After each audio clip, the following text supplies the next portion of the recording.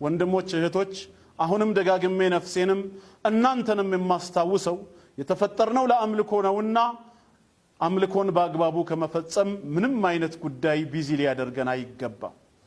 ኑሮ የአኺራ ኑሮ ነው። ምድራዊ ኑሮ በአጭር ነገር ይጠናቀቃል። አገኘንም አጣንም፣ ጤነኛም ሆን በሽተኛ፣ ሰላም ባለበት አካባቢ ኖርንም ወይም ረብሻ በበዛበት አንድ ቀን በሞት መገላገላችን አይቀርም። የትንሣኤውን ዓለም ግን ከሙታን ዓለም ተቀስቅሰን በጌታችን በአላህ ፊት ቁመን ስላሳለፍነው ምድራዊ ህይወት አላህ ሲተሳሰበን ግን መልሳችን ምንድነው የሚሆነው? ያን ቀን በምንድነው የምንገላገለው? ስለዚህም ዛሬ ወደዚህ ዓለም የመጣበትን የተፈጠረበትን ዓላማ አውቆ ጌታውን አላህን ያመለከ ሰው በትንሣኤው ዓለም ዘላለም በተድላ በጀነት ይኖራል ማለት ነው። አላህን ያላመለከ አላህን ከማምለክ የኮራ በአላህ ላይ ክዶ የሞተ ሰው ከሆነ ግን ዘላለም ጀሃነም እሳት ነውና የሚዘወትረው ለነፍስያችን ልናስብላት ይገባል። አላህ ብቻውን እንደፈጠረን ብቻውን እንድናመልከው ይፈልጋልና ማለት ነው። በሌላም ስፍራ ላይ ለረሱል ሰለላሁ ዐለይሂ ወሰለም ለነብዩ ሙሐመድ ዐለይሂ ሰላቱ ወሰላም ምንድን ነበር ያላቸው? ወእሙር አህለከ ቢሰላቲ ወስጠቢር ዐለይሃ፣ ቤተሰቦችህን በሰላት እዘዛቸው፣ አላህን በማምለክ እንዳይቦዝኑ መመሪያን ስጣቸው፣ በሷም ላይ እስከ ዕለተ ሞትህ ጽና። ላ ነስአሉከ ሪዝቃ፣ ሲሳይን ጉዳይ በተመለከተ ስለ ቤተሰብህ ራስህንም ቤተሰብህን እንድትችል እኔ አልጠይቅህም። ነሕኑ ነርዙቁክ፣ እኔው ራሴ ሲሳዩን እሰጥሃለሁ። ወልዓቂበቱ ሊተቅዋ፣ ምስጉኒቷ መጨረሻ አላህን ለሚፈሩ ጥንቁቆች ናት በማለት የትንሣኤው ዓለም ዕድለኞች ዛሬ በምድር ላይ የተፈጠሩበትን ዓላማ አውቀው አላህን በብቸኝነት አምልከው የሞቱ ሰዎች ብቻ እንደሆነ ገለጸ ማለት ነው። እኛም አላህን በመገዛት ላይ ልንቦዝን አይገባንም ማለት ነው። በሱረቱ ኒሳ ምዕራፍ 4 ቁጥር 36 ላይ እንደዚሁ ወዕቡዱላህ፣ አላህን ተገዙ እርሱን ብቻ አምልኩ፣ ወላ ቱሽሪኩ ቢሂ ሸይአ፣ በሱ አምልኮ ላይ አንዳችንም አካል እንዳታጋሩ ይላል። አላህ ማጋራትን አይወድም። ብቻውን እንዲመለክ ብቻውን እንድንገዛው ነው የሚፈልገው። ሲፈጥረን ብቻውን ነው አይፈጠረን። ያገዘው ያማከረው ሐሳብ የሰጠው ወይ አደምን ሲፈጥረው አፈርና ጭቃ ያቀበለው አልነበረም። በራሱ ኃይል በራሱ ችሎታ ከሆነ ብቻውን የፈጠረው የሲሳዩንም ጉዳይ ሙሉ ኃላፊነቱን ወስዶ ብቻውን የሚያበላን ብቻውን የሚያጠጣን ጌታ ከሆነ ስናመልከውም ብቻውን እንድናመልከው ይፈልጋል። በእኔ አምልኮ ላይ አንዳችንም አካል ከመላእክ ወገንም ይሁን ከነቢያት ከደጋጎችም ይሁን ከጻድቃን ከሰማዕታት ወገንም ይሁን ከሙታን ማናቸውንም በእኔ አምልኮ ላይ እንዳታጋሩብኝ ነው የሚለው አላህ።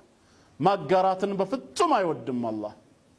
ስለሆነም ነው በአላህ አምልኮ ላይ ሌላን አካል አጋርቶ ከዚህ ተግባሩ በተውበት በንስሐ ወደ አላህ ሳይመለስ የሞተን ባሪያ ኢነላህ ላ የግፊሩ አን ዩሽረከ ቢህ፣ አላህ በእርሱ የማጋራትን ኃጢአት በፍጹም አይምርም በማለት የተናገረው።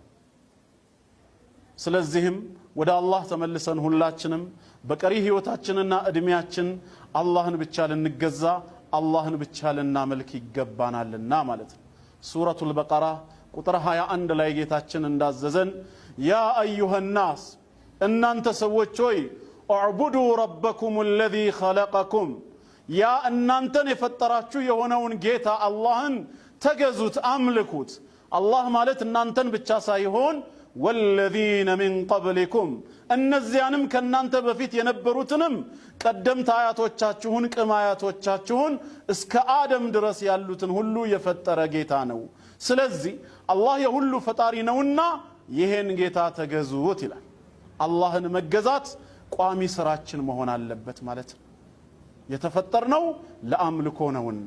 ሙዓዝ ኢብኑ ጀበል የሚባለው የነብዩ መሐመድ ሰለላሁ ዐለይሂ ወሰለም ሰሃባ ወይም ሐዋርያ ምን ይላል ሲናገር ኩንቱ ሪድፈ ረሱልላህ ሰለላሁ ዐለይሂ ወሰለም ዐላ ሒማሪን፣ አንድ ቀን ከአንድ አህያ ኋላ ከመልእክተኛው ኋላ ሁኜ ተፈናጥጬ ሳለ ፈቃለ ሊ ያ ሙዓዝ፣ አንተ ሙዓዝ ወይ በማለት ጠሩኝ ይላል።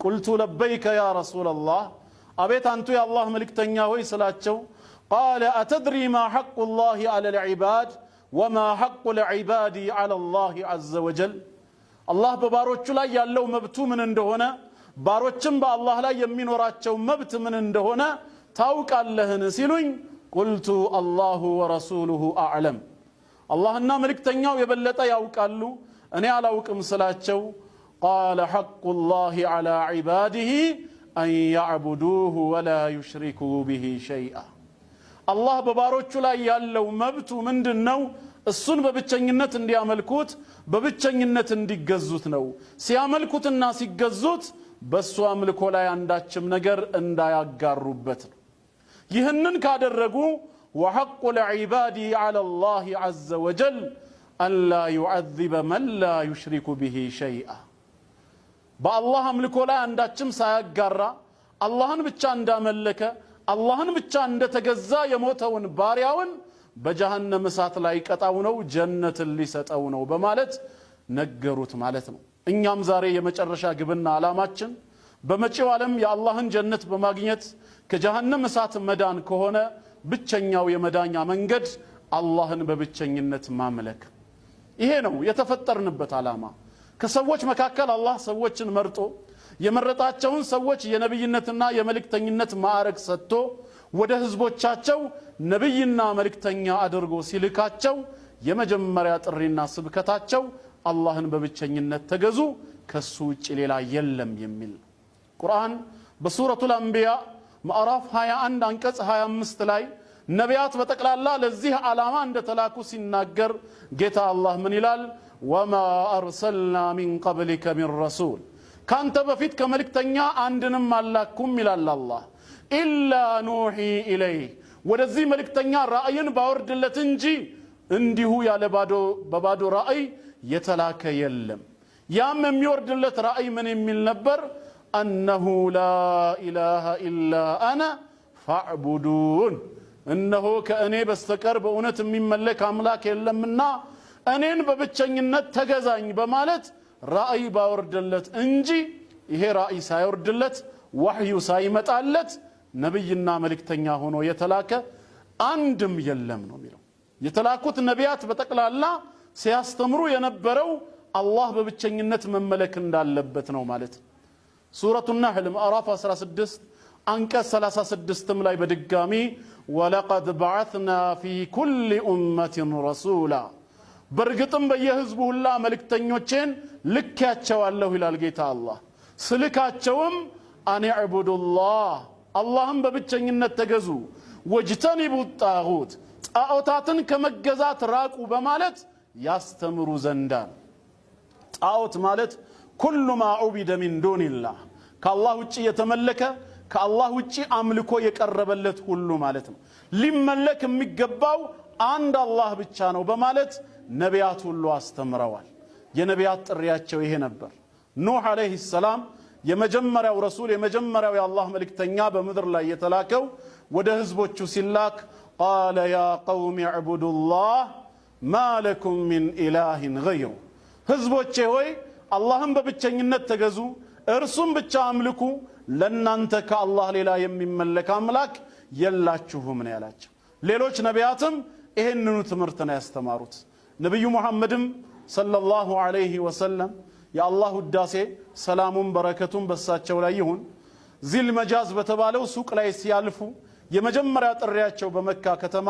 ምንድን ነበር ያሉት አዩሃ الناس قولوا لا اله الا الله تفلحون ያሉት እናንተ ሰዎች ሆይ لا اله الا الله በሉ ከአላህ በስተቀር በእውነት የሚመለክ አምላክ የለም ብላችሁ የምስክርነትን ቃል ስጡ ተፍለሑ ትድናላችሁና የምንድነው የፈጠረን አምላካችንን አላህን በማምለክ ብቻ ነው አላህን ስናመልክ በትእዛዙ ስናድር አላህ በእዝነቱ በቸርነቱ ጀነትን ይሰጠናል ከጀሃነም እሳትም ይጠብቀናል ወደዚህ ዓለም የመጣ ነው ይሄን አምልኮ ለመተግበር እንደሆነ አሁንም ለአፍታ ያክል በፍጹም ልንረሳ ልንዘነጋ አይገባንም